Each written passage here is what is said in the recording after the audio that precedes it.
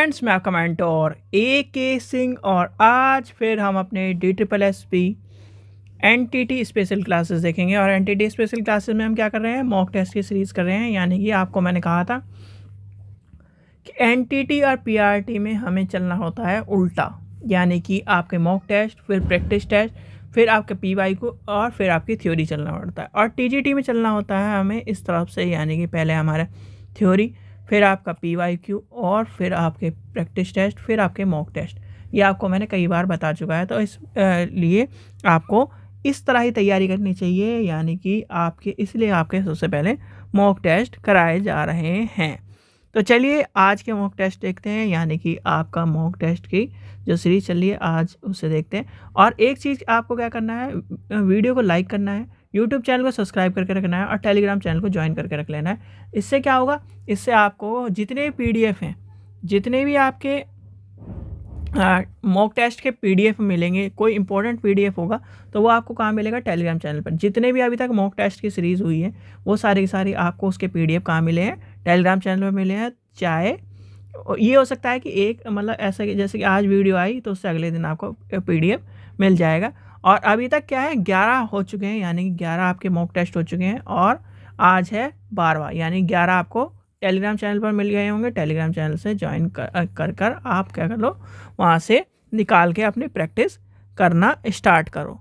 तो चलिए आज का, यानी कि आज के हम क्लास से देखते हैं और आपकी यानी कि पहला क्वेश्चन और आपकी समय की घड़ी लेके आ जाते हैं, जिससे आपको 10 सेकंड का समय चुनने का मौका या तो चलिए आज यानी कि पहला क्वेश्चन देखते हैं। पहला क्वेश्चन क्या है, यानी कि पहला नंबर क्वेश्चन है, बच्चों के आहार में डैश की अधिक मात्रा होनी चाहिए।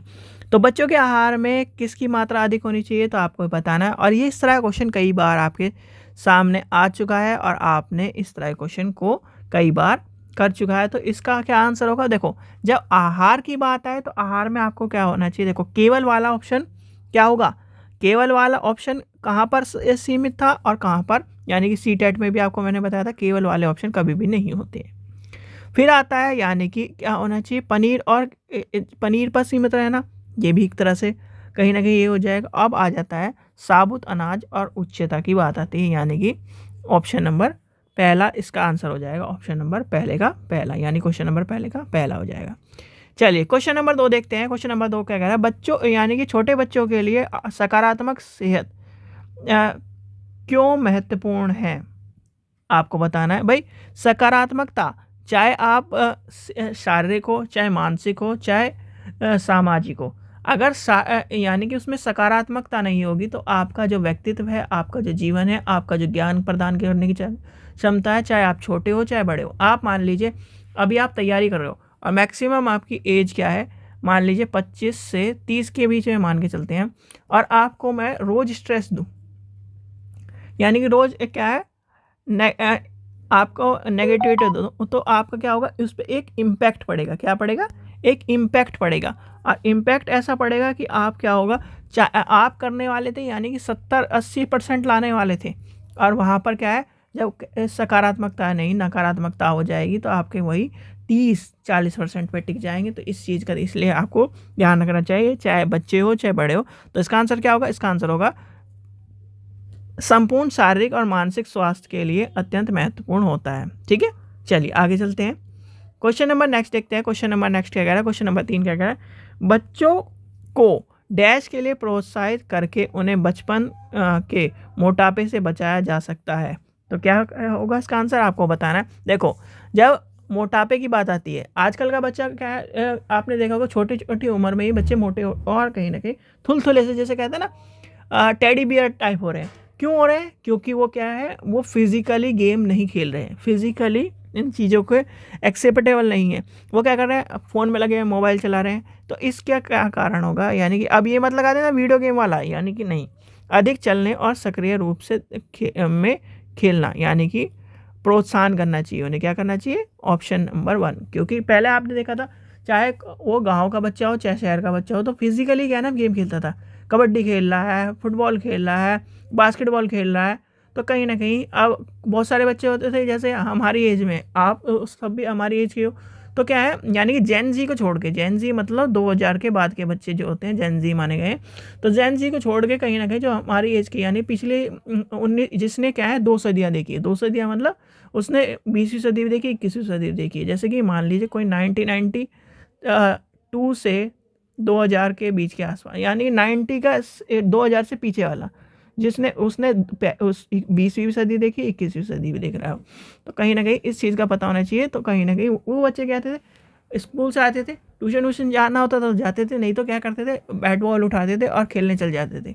तो यही कहीं ना कहीं इस तरह के अब क्या है, अब गेम्स में चले गए, ऑनलाइन गेम्स, जो इस तरह की चीज़ें आ गई हैं। चलिए क्वेश्चन नंबर 4 देखते हैं। क्वेश्चन नंबर 4 क्या है, डैश बच्चों के मानसिक के विकास के लिए, यानी कि बच्चों की मानसिकता और उसके विकास के लिए क्या करना, है सहायता प्रदान करने के लिए निम्न में से सबसे महत्वपूर्ण क्या है। और ये सारे यानी एनटीटी के क्वेश्चन हैं ये। और आपने जब कहीं ना कहीं सीटेट का एक बार पेपर उठा के देखिए, वहाँ पर भी आपको ये क्वेश्चन देखने को मिलेगी।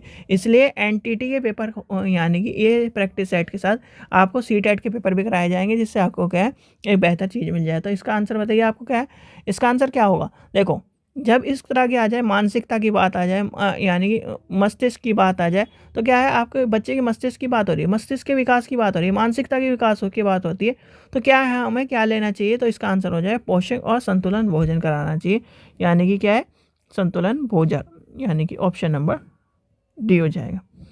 क्वेश्चन नंबर 5 देखते हैं। नवजात शिशु के लिए प्रतिदिन कितनी ऊर्जा की आवश्यकता होती है।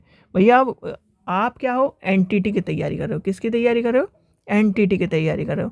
तो एनटीटी मतलब एन से क्या हो गया, एक तरह से नर्सिंग का काम, टी से आपको क्या कराना है, टीचिंग का काम सॉरी, और दूसरे टी से क्या कराना है, आपको उसको ट्रीट करके रखना है। यानी कि भाई जो क्या है, जब आप पैदा हो, यानी कि आपको बच्चा पैदा हुआ, तो एक नर्स ने क्या काम करा, उसे क्या है, उसे बच्चे को किस तरह से प्रिकॉशन लेनी चाहिए, क्या क्या चीज़ें लेनी चाहिए, आपको मदर को बताया, यानी कि आपकी मदर को बताया या फिर आपके वाइफ को बताया। तो उसी तरह क्या है, एन डिनोट्स क्या करता है, एक नर्सिंग के फॉर्म में रहना है आपको, ठीक है। एनटीटी मतलब नर्सिंग के फॉर्म में, कि बच्चे केयर करने आना चाहिए। फिर दूसरा क्या है, टीच, उसे टीच करना है। फिर तीसरा यानी कि एक तरह से ट्रीट करना है। तो ये कहीं ना कहीं, इसलिए कहीं ना एनटीटी अगर हम लेके चले, एनटीटी वो एनटीटी नहीं, कोर्सेज का नेम नहीं कह रहा मैं, एनटीटी क्या करता है, यानी कि इन सब चीज़ों का आपको पता होना चाहिए। ये सब चीज़ें आपको जब आप कोर्स कर रहे होंगे तब भी आपको बताई होगी कि एन से क्या है, एक तो नर्सिंग स्टाइल में हमें काम करना पड़ता है, यानी कि बच्चे को क्या है बिल्कुल उसे केयरिंग करके रखना पड़ता है। तो इसका आंसर हो जाएगा ऑप्शन नंबर बी, यानी कि 100 से 120 kg प्रति दिन कैलोरी, ठीक है। चलिए आगे चलते हैं। क्वेश्चन नंबर 5 देखते हैं। और जिस भी स्टूडेंट को सीटेट के नोट्स चाहिए या यूजीसी नेट के प्रीवियस ईयर क्वेश्चन पेपर चाहिए, तो वो चैनल से ले सकता है। फिर आता है क्वेश्चन, यानी कि क्वेश्चन नंबर 6, बच्चों के आहार में पोषण की मात्रा किलोग्राम प्रति गुणांक के लिए किस सूत्र का उपयोग किया जाता है। तो अब क्या है, ऊर्जा यानी कैलोरी के बारे में, कैलोरी किलोग्राम दिन का गणना, तो ये आपको बताना। और ये कहीं ना कहीं जब आपका एग्ज़ाम होता है तब भी आपको ये फॉर्मूला पूछा जाता है, तो ये सब बच्चों को पता होगा कहीं ना कहीं। तो इसका आंसर क्या है, इसका आंसर हो जाएगा ऊर्जा is equal to 4 into protein, यानी कि प्रोटीन और कार्बोहाइड्रेट का द्रव्यमान प्लस 9 प्लस वास द्रव्यमान, यानी कि ऑप्शन नंबर सी हो जाएगा इसका आंसर। चलिए आगे चलते हैं। क्वेश्चन नंबर नेक्स्ट देखते हैं। क्वेश्चन नंबर 7 क्या कह रहा है, हमें स्कूल के लिए एक सशक्त और समग्र ECCE पाठ्यक्रम की आवश्यकता होती है। और ECCE की फुल फॉर्म क्या थी, कल आपको बताया था, अर्ली चाइल्डहुड केयर। बताओ, आगे बता दो। तो इसका आंसर बताना है आपको। इसका आंसर आपको देखो, जब ECCE की बात आती है फुल फॉर्म याद कर लेना, ECC कौन से उसमें आया वो याद कर लेना, और ECC का नया नाम क्या है वो याद कर लेना। ये 3 क्वेश्चन आपके जरूर पूछे जाएंगे। तो इसका आंसर है, यानी कि अब एक चीज़ आपके मैंने बताई थी, ऑल ऑफ दी अबव और A and B are correct.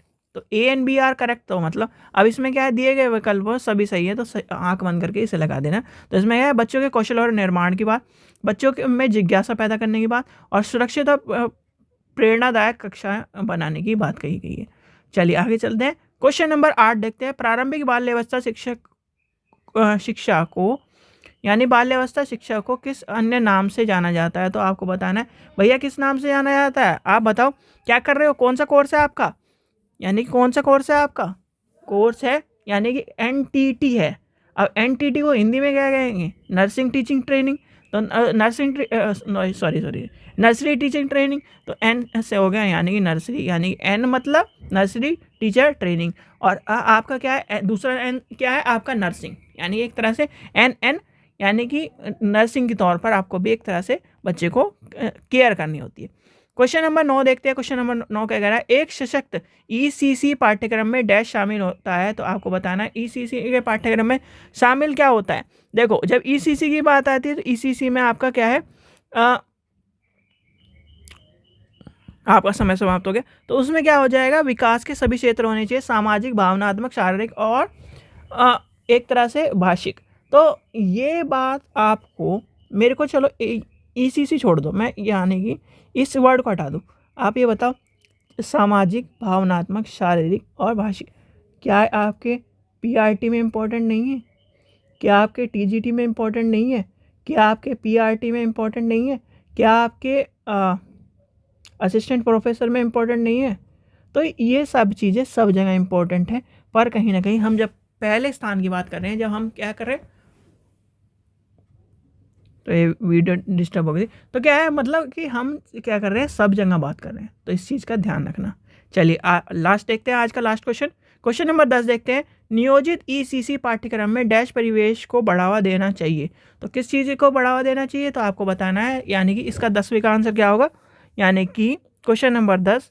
तो देखो जब ECC पाठ्यक्रम की बात आती है तो उसमें परिवेश, यानी कि आप ये बताओ जब आप एडमिशन लेने जाते हो कहीं भी, तो आपको क्या कहा जाता है? यहाँ ये फैसिलिटी मिलेगी, यहाँ ये फैसिलिटी मिलेगी, आप यहाँ ले लीजिए, हम आपको इस चीज़ की तैयारी कराएंगे, इस चीज़ की।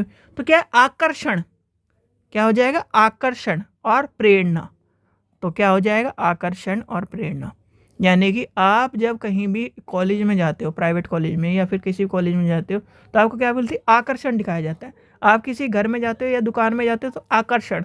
तो क्या हो जाए, ECC के पाठ्यक्रम में प्रवेश, यानी कि प्रवेश को बढ़ावा देना चाहिए। तो वो क्या है? आकर्षण और प्रेरणा। ठीक है, चलिए ये था आज का क्या है क्वेश्चन, और ये आपके इसके आंसर हैं। तो आपको ये PDF आपको टेलीग्राम चैनल में मिल जाएगा।